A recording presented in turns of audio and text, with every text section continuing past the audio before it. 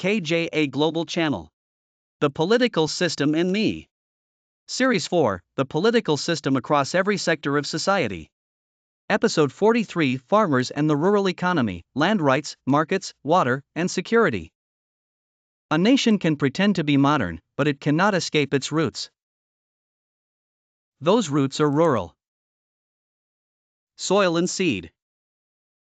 Rain and river. Hillsides, terraces, and flatlands. Cattle paths and irrigation canals. Village roads and market days. Hands that smell of earth and harvest. In many countries, including Myanmar and societies like it, the rural economy is not a side story. It is the main story. I once thought farming was natural life, separate from politics. But farming is deeply political. Land rights are political. Water allocation is political. Roads and markets are political. Credit and insurance are political. Security and displacement are political. This is where our question begins. Can farmers plan, invest, harvest, sell, and live with dignity, or are they trapped inside systems designed elsewhere for someone else's benefit? When rural systems are just, farmers can plan and thrive. When rural systems are captured, farmers become trapped between poverty, insecurity, and exploitation. This episode is about land rights, markets, water, and security. Because democracy cannot survive if the countryside is abandoned, robbed, or ruled by fear. A nation that cannot protect its farmers cannot protect its future. The system reveal is land, water, markets, and rural security. The rural economy is the nation's food security and social stability system. In plain language, the hidden mechanism is land, water, markets, and rural security. Land rights are the foundation of rural dignity. Under capture, land becomes control and hunger becomes a weapon. Land is not only property. Land is livelihood. Land is identity. Land is security. Secure land rights allow farmers to invest in soil, irrigation, trees, equipment, and long-term productivity. Insecure land rights produce fear. Why improve land that can be taken? Why borrow for equipment if ownership can be challenged without due process? Why plant for the future if the future is uncertain? Land security is therefore one of the strongest anti-poverty policies a nation can implement. But land systems are often complex. Formal title may exist beside customary tenure, communal use, seasonal access, inheritance, religious stewardship, and long-standing occupation. A democratic system must recognize reality rather than erase it. Registration should clarify rights, not convert community land into an easy target for capture. Land records must be accurate, accessible, understandable, and open to correction. A false map, hidden transfer, missing boundary, or corrupt registration can destroy a family for generations. Expropriation may sometimes be lawful for a genuine public purpose.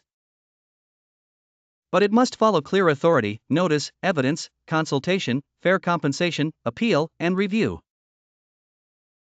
Public purpose must not become a slogan used to transfer land from the weak to the connected.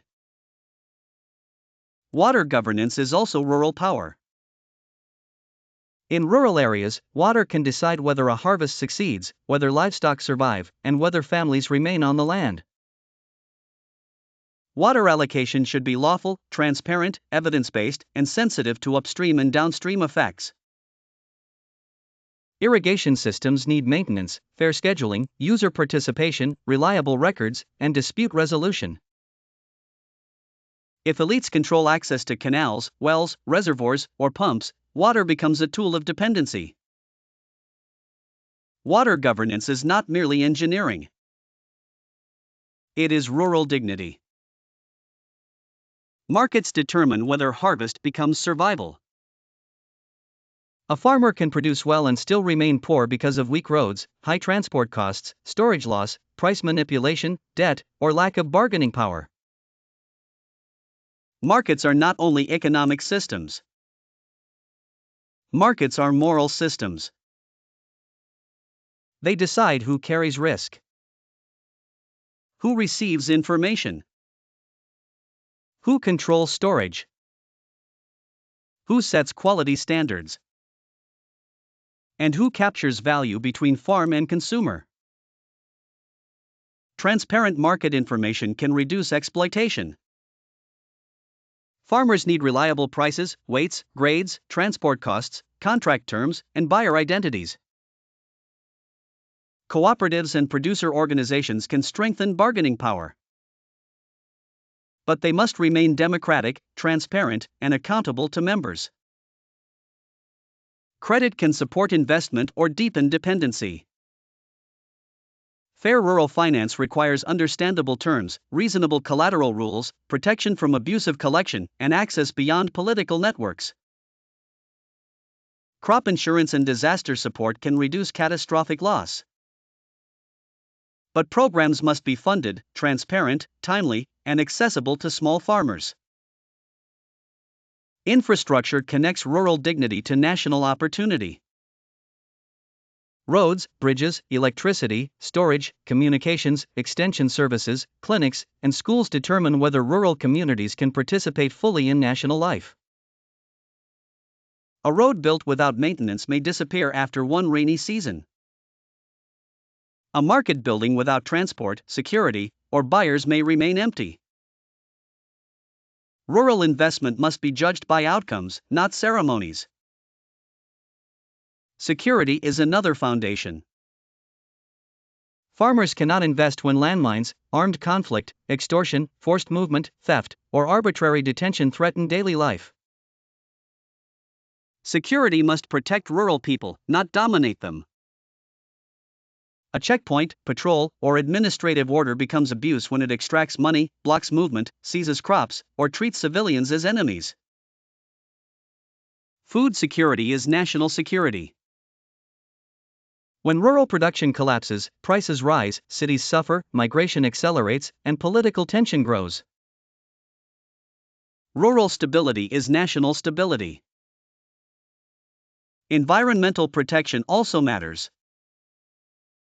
Soil erosion, deforestation, pollution, overuse of groundwater, and climate shocks can destroy livelihoods slowly but permanently. Environmental and social assessment should identify who benefits, who carries risk, what alternatives exist, and what remedy is available. Climate resilience requires seeds, water management, early warning, crop diversity, extension knowledge, and infrastructure designed for changing conditions. Federal democracy adds another challenge. Land, water, forests, agriculture, and local markets often involve national, regional, and local authority at the same time. Authority must be distributed clearly. Common rights must remain enforceable.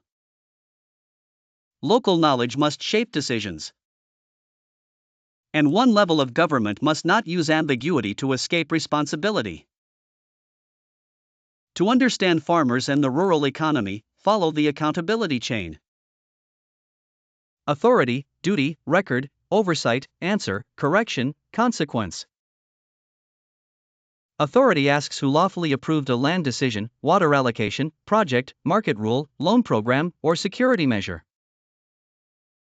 Duty asks what the ministry, local authority, land office, water body, market agency, lender, or security institution was required to do. Record asks what evidence should exist: maps, titles, consultations, permits, allocation schedules, prices, contracts, inspections, or complaints. Oversight asks who can independently examine the decision. Answer asks who must explain what happened and why. Correction asks what can restore land, water, payment, access, safety, or lawful procedure. Consequence asks what follows when responsibility is deliberately or negligently violated. A broken outcome may begin far upstream. The visible harm may be lost land, crop failure, blocked irrigation, manipulated prices, forced displacement, or a destroyed livelihood. But the deeper failure may be an unjust rule, false record, hidden contract, captured land office, unfunded water system, weak market oversight, abusive security practice, or remedy that exists only on paper. The chain prevents us from reducing rural failure to one official, trader, company, or armed actor. It identifies where authority, evidence, finance, participation, oversight, correction, or enforcement stopped working. When citizens and professionals locate that break, criticism becomes more accurate and reform becomes more practical. For this episode, the principal mechanism is land, water, markets, and rural security. The production graphic must make every link readable on a phone screen and label country-specific or proposed arrangements honestly. Under dictatorship, the rural economy is shaped primarily by concentrated command. Information is restricted, institutions answer upward, land rights remain fragile, resource decisions reward power, and challenge may carry personal risk. Fragile land rights make citizens easier to control. In a fragile democracy, formal rules may exist while patronage, corruption, weak records, unequal infrastructure, politicized land decisions, or poor enforcement makes protection inconsistent. Courts may be distant. Water systems may be underfunded. Market information may be unreliable. And rural voices may remain weak. In a functioning federal democracy, authority is distributed, common rights remain enforceable, and courts, land bodies, water institutions, legislatures, local governments, auditors, cooperatives, media, and citizens contest rural power. Comparison is a method of judgment, not a slogan or ranking exercise. The viewer should compare who decides, how authority was obtained, whether records are public, whether affected communities participate, and whether independent dispute resolution and remedy exist in practice. The democratic design must survive weak leaders, political disagreement, and changes of government. The minimum guardrails are 1. Secure and reviewable land rights. Ownership, use, customary tenure, inheritance, transfer, compensation, and expropriation should follow clear law, evidence, due process, and appeal. 2. Transparent land, water, and resource records. Maps, titles, permits, allocations, concessions, contracts, and changes should be accurate, accessible, and open to lawful correction. 3. Environmental and social assessment. Major projects should identify ecological risk, displacement, livelihood impact, alternatives, mitigation, compensation, and long-term monitoring. 4. Meaningful community participation. Farmers, customary users, women, minorities, displaced people, and downstream communities must receive information early enough to influence decisions safely. 5. Independent dispute resolution and remedy. Courts, tribunals, land commissions, water bodies, and complaint mechanisms need independence, records, accessibility, and power to enforce correction. These safeguards work as a system. Land rights without records remain vulnerable. Records without participation can formalize injustice. Assessment without oversight can become theater. Participation without safety can expose communities. And remedy without enforcement does not repair harm. Global relevance. Across political labels, ask who controls land and water, who sets market rules, what records exist, who participates, and whether correction is real. Myanmar relevance. Use ordinary lived experience only where it clarifies the mechanism. Do not treat one authority, land system, armed actor, company, community, or proposed arrangement as the whole country. Separate existing institutions from interim systems, local practices, customary arrangements, political commitments, and aspirational federal designs. Here is the civic practice for this episode. See and ask. Ask how secure land rights are for farmers near you and who benefits from insecurity. Notice land, water, transport, market, credit, and security pressures. Verify. Examine land tenure, water allocation, agricultural policy, market data, infrastructure plans, finance rules, environmental safeguards, and dispute mechanisms. ACT. Map 1 rural livelihood chain from land and water to inputs, transport, market, finance, security, and remedy. Record what evidence should exist and which institution carries responsibility at each point. Protect identities and do not convert the exercise into a public accusation. Review. Record whether you can name the responsible institution, the evidence, the safeguard or remedy, and one safe next step. The measure of success is not visibility. It is whether you can identify evidence, responsibility, a credible safeguard, and the safest practical action. If water is controlled by elites, farmers live in vulnerability. If security is abusive, farmers live in humiliation. A democracy that wants roots must protect its roots. Not with charity. With rights. Institutions. Infrastructure. Transparency. Equal dignity. Farmers are not distant citizens. They are the nation's food, stability, memory, and continuity. If the countryside stands with dignity, the whole nation can stand with confidence. The principle to carry forward is this: the rural economy is the nation's food security and social stability system. Ask yourself, what part of farmers, land, water, and rural markets have I treated as normal even though it should be visible, answerable, and correctable? The political system is not distant. It is daily life. In the next episode, we continue with environment and climate, survival governance and intergenerational duty. Continue the playlist, use the worksheet, and keep the practice safe, truthful, and disciplined. The system shapes our lives. Our participation shapes the system. Subscribe. Learn. Participate. Shape the future. KJA Knowledge justifies authority.